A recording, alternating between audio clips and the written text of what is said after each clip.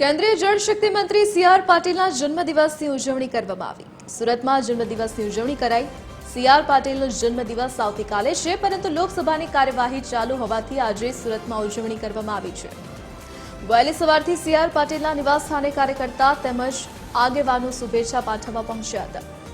સેવાકીય પ્રવૃત્તિ થકી સી.આર. પાટીલના જન્મદિવસની ઉજવણી કરવામાં આવી હતી।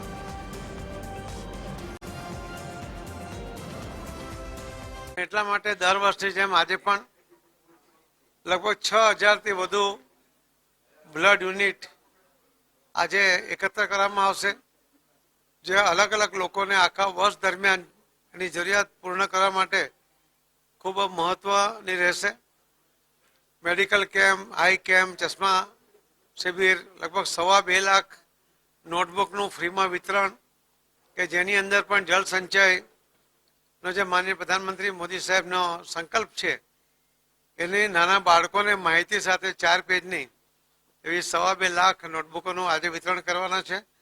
લગભગ કુલ 10 લાખ નોટબુકો સુરત શહેરમાં ત્યાર પછી વિતરણ કરવામાં આવશે।